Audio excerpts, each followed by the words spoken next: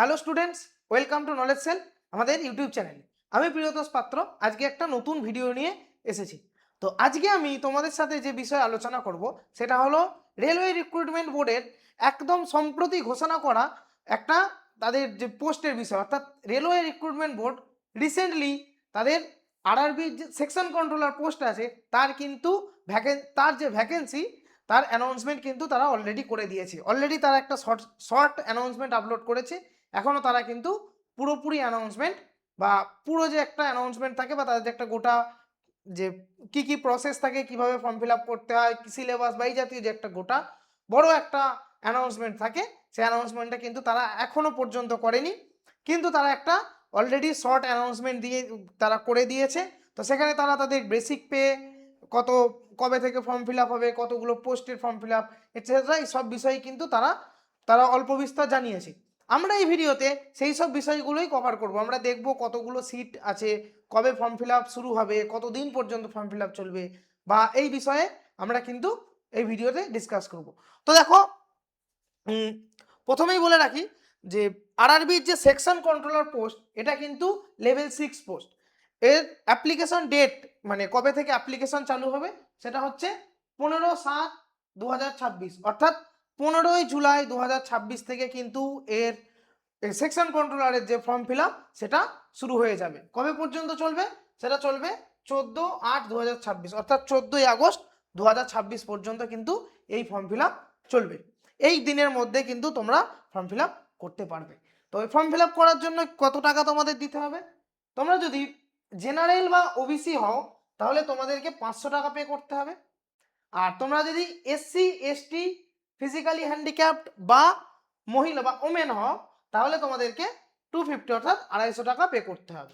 তোমরা জানো রেলওয়ের এটা স্ট্যান্ডার্ড ফিস, এই ফিসটা পে করে কিন্তু ফর্ম ফিল আপ করতে হয়। ওকে, রেলওয়ের যত পোস্ট বেরোয়, যত রেলওয়ে অর্থাৎ রেলওয়ে রিক্রুটমেন্ট বোর্ডের যত পরীক্ষার পোস্ট বেরোয়, সেটা এএলপি, টেকনিশিয়ান বলো, এনটিপিসি, গ্রুপ ডি বা সেকশন কন্ট্রোলার, যে কোনো পোস্টেরই কিন্তু তোমাদের এই স্ট্যান্ডার্ড ফিসটাই কিন্তু পেমেন্ট করতে হয় ফর্ম ফিল আপের জন্য।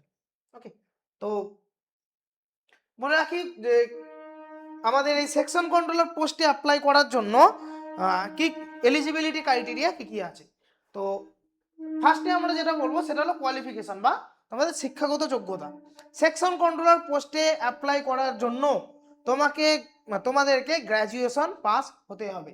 দেখো, graduation in any field from recognized university, অর্থাৎ যে কোনো রেকগনাইজড ইউনিভার্সিটি থেকে তোমরা যে কোনো ফিল্ডে গ্র্যাজুয়েশন করে এই ফর্ম ফিল আপ করতে পারো। অর্থাৎ ধরো কেউ যদি ইঞ্জিনিয়ারিং নিয়ে গ্র্যাজুয়েশন করে থাকে তাহলে সেই ফর্ম ফিল আপ করতে পারে, বা কেউ যদি জেনারেলে অর্থাৎ বিকম, বিএসসি, বিএ এই ধরনের, বা bachelor of arts, bachelor of science, বা বিকম, বিএসসি বা জেনারেলের ওপর যে আমাদের গ্র্যাজুয়েশন হয় সেই ধরনের গ্র্যাজুয়েশন যারা করে তারাও কিন্তু এই ফর্ম ফিল আপ করতে পারো। অর্থাৎ যে কোনো ফিল্ড থেকে তুমি যদি গ্র্যাজুয়েশন করে থাকো তোমরা এই ফর্ম কিন্তু ফিল আপ করতে পারবে।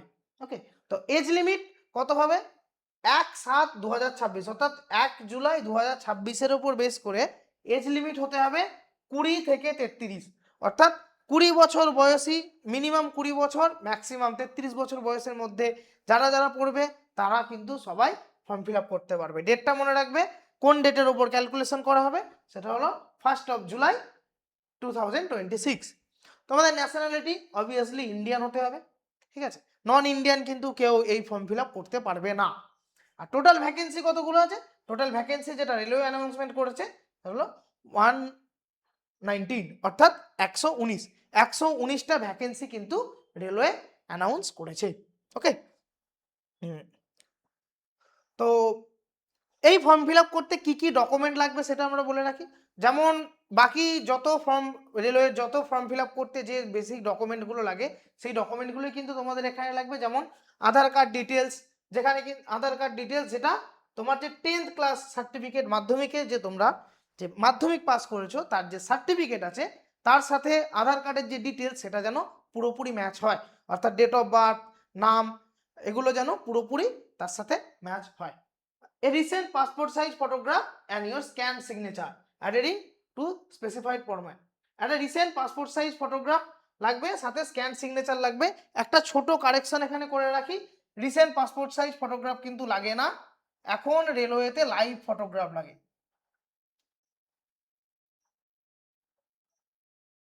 লাইভ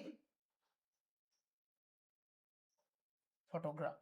অর্থাৎ তোমরা যে ফোন বা ল্যাপটপ যেখান থেকে, ল্যাপটপ কম্পিউটার ফোন তোমরা যেখান থেকে ফর্ম ফিল আপ করো সেইখানেই কিন্তু গিয়ে তোমাদের এই লাইভ ফটোটা ক্যাপচার করতে হবে। অর্থাৎ ফোন থাকলে ফোনের ক্যামেরা দিয়ে, ল্যাপটপ থাকলে ল্যাপটপের ক্যামেরা দিয়ে, বা কম্পিউটারে যদি ফর্ম ফিল আপ করো তাহলে কম্পিউটারের ক্ষেত্রে ওয়েব ক্যাম দিয়ে তোমাদের কিন্তু এই লাইভ ফটোটা ক্যাপচার করতে হবে। ওকে, সাথে তোমাদের একটা স্ক্যান সিগনেচার আপলোড করতে হবে, যেটা তার একটা স্পেসিফাইড ফরম্যাট বলে দেবে, সেই ফরম্যাটে এটা তোমাদের আপলোড করতে হবে। স্পেসিফাইড ফরম্যাট বলতে তার একটা স্পেসিফাইড সাইজ বলে দেবে, একটা স্পেসিফাইড ডাইমেনশন বলে দেবে, একটা স্পেসিফাইড সাইজ বলে দেবে, তার উপর বেস করে তোমাদেরকে এই সিগনেচার আপলোড করতে হবে। Next, educational qualification details including year graduation information. তোমাদের যা যা এডুকেশনাল কোয়ালিফিকেশন ডিটেলস থাকবে সব আপলোড করতে হবে, তাতে তার সাথে তোমার যে গ্র্যাজুয়েশনের ইনফরমেশন আছে সেটাও কিন্তু আপলোড করতে হবে। Okay, caste or category certificate if applicable. তোমরা কেউ যদি এসসি এসটি বা ওবিসি বা ইডব্লিউএস কোটা থেকে ফর্ম ফিল আপ করো, তাহলে কিন্তু তোমাদেরকে তার যে তোমার কাস্ট বা ক্যাটাগরির যে সার্টিফিকেট আছে সেই সার্টিফিকেট এখানে শো করতে হবে। সাথে যারা ফিজিক্যালি হ্যান্ডিক্যাপড হবে, যারা ফিজিক্যালি ডিসেবলড হবে, তাদেরকেও কিন্তু তাদের সার্টিফিকেট এখানে আপলোড করতে হয়। Next, a valid mobile number and email ID for registration and communication. একটা ভ্যালিড মোবাইল নাম্বার এবং একটা তোমার ইমেল আইডি দিতে হবে, যেটা তোমার রেজিস্ট্রেশন পারপাসে লাগবে আর ফার্দার কমিউনিকেশনে লাগবে।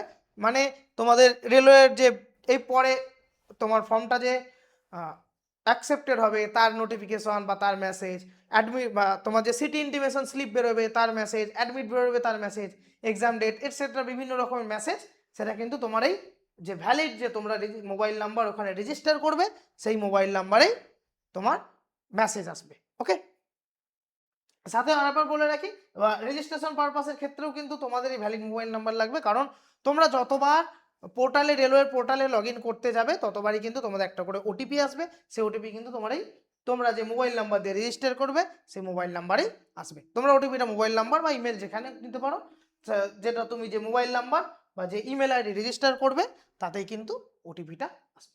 ওকে, নেক্সট বলে রাখি সেকশন কন্ট্রোলের স্যালারি কি হবে। সেকশন কন্ট্রোলের যে স্যালারি বেসিক পে সেটা হলো 35,400 থেকে 44,900। ওকে, 35,400 থেকে 44,900 এটা হচ্ছে বেসিক পে। গ্রস স্যালারির কথা যদি বলি সেটা 60,000 প্রক্স ধরা হচ্ছে। অ্যানুয়াল স্যালারি যেটা সেটা হলো রুপিস অর্থাৎ 7.5 লাখ থেকে 10 লাখ, অর্থাৎ 7,50,000 থেকে 10 লাখ পর্যন্ত এটা হলো এর অ্যানুয়াল স্যালারি। ওকে, অর্থাৎ সেকশন কন্ট্রোলার পোস্টের যে অ্যানুয়াল স্যালারি হলো এটা। নেক্সট যদি বলে রাখি, রেলওয়ে কিন্তু সেকশন কন্ট্রোলারে এখনো পুরোপুরি পিডিএফটা বা যে মেন যে পিডিএফ সেটা বা মেন যে নোটিফিকেশন অ্যানাউন্সমেন্ট সেটা কিন্তু ওরা আপলোড করেনি।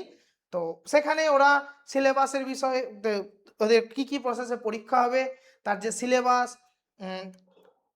তোমার যে কোন কোন টপিকের ওপর কতটা কত কত মার্কস ক্যারি করবে, কতগুলো স্টেজে সিলেকশন হবে, কতগুলো স্টেজে এক্সাম হবে, সেগুলো কিন্তু ওই যে রেলওয়ে যে মেন যে রিক্রুটমেন্ট দেয়, রিক্রুটমেন্টের যে পিডিএফ আপলোড করে সেটাতে কিন্তু দেওয়া থাকে।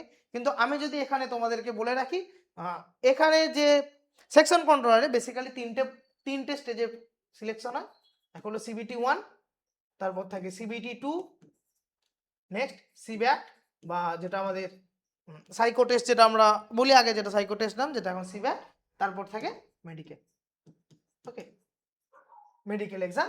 এই প্রসেসগুলোর ওপর বেস করেই কিন্তু আমাদের সেকশন কন্ট্রোলারের সেকশন কন্ট্রোলারের যে সিলেকশন প্রসেস সেগুলো চলে। পরবর্তী যখন এই সেকশন কন্ট্রোলারের পুরো অ্যানাউন্সমেন্ট রেলওয়ে দিয়ে দেওয়ার পর আমরা কিন্তু আবার একটা ভিডিও নিয়ে আসবো, তখন আমরা এই প্রসেসগুলোর ওপরে আমরা ইলাবোরেটলি ডিসকাস করবো। অর্থাৎ সিবিটি 1-এ কী আছে, সিবিটি 1 কোন চ্যাপ্টার বা সিবিটি 1-এর যে চ্যাপ্টার টপিক, সিবিটি 2-এর টপিক, সিব্যাট, মেডিকেল, এই সব নিয়ে কিন্তু আমরা আবার একটা বড় করে ভিডিও আপলোড করব, সেটা যখন রেলওয়ে তার পুরোপুরি যে ফুল নোটিফিকেশান সেটা আপলোড করবে তারপর। নেক্সট যদি বলি জব প্রোফাইল, তোমাদের অনেকের মনে হতে পারে যে সেকশন কন্ট্রোলারের জব প্রোফাইল কি হতে পারে বা কি কি, বা সেকশন কন্ট্রোলারের যারা পোস্টে যারা আছে তারা কি কাজ করে বা সেকশন কন্ট্রোলের অ্যাকচুয়ালি কাজটা কি হয় সেটা যদি বলে রাখি।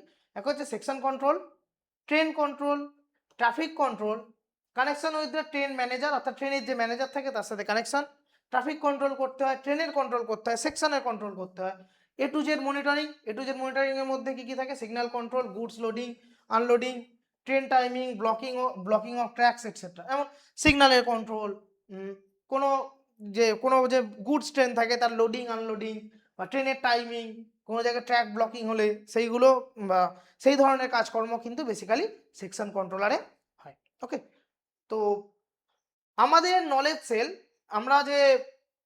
আমাদের যে নলেজ সেল ইনস্টিটিউট, আমরা অলরেডি কিন্তু কম্পিটিটিভ এক্সামের ওপরে যে কম্পিটিটিভ এক্সামের যে পড়াশোনা বা কম্পিটিটিভ এক্সামের ক্লাস, সেটা কিন্তু আমরা অলরেডি শুরু করে দিয়েছি। আমাদের কম্পিটিটিভ ব্যাচ চলছে।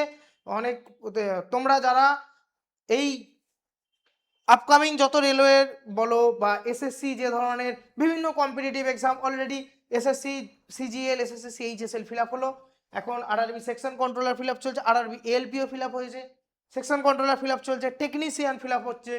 তো এই ধরনের যত কম্পিটিটিভ এক্সাম কিন্তু আস্তে আস্তে আস্তে আস্তে সব নোটিফিকেশন কিন্তু বের হচ্ছে। তো তোমরা যারা এখনো পর্যন্ত প্রিপারেশন নেওয়া শুরু করোনি, যারা ভাবছো কি করবে, তারা অবশ্যই আমাদের নলেজ সেলের সাথে জয়েন করো। আমরা কম্পিটিটিভের উপর কিন্তু অলরেডি ক্লাস শুরু করে দিয়েছি, অলরেডি আমাদের ব্যাচ রানিং আছে। তোমাদের মতো অনেক স্টুডেন্ট আমাদের সাথে জয়েন হয়েছে।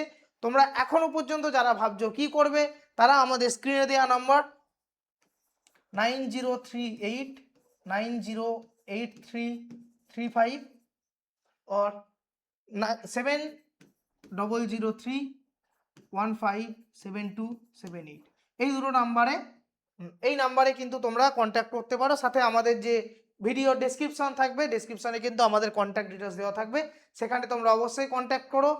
আমাদের যে কম্পিটিটিভ ব্যাচ অলরেডি রানিং আছে, সেই ব্যাচের বিষয়ে জানার জন্য বা তোমাদের ফার্দার কোনো রকম ইনফরমেশনের জন্য তোমরা কিন্তু আমাদের যে স্ক্রিনে দেওয়া নাম্বার বা আমাদের যে ডিসক্রিপশনে দেওয়া আমাদের ডিটেলস থাকবে, সেখানে কিন্তু তোমরা অবশ্যই যোগাযোগ করো। ওকে, তো চলো আজকের ভিডিওটা এই পর্যন্তই। পরে আবার আসবো অন্য কোনো নতুন একটা কোনো জবের ইনফরমেশনের ভিডিও নিয়ে। ওকে, চলো, থ্যাংক ইউ।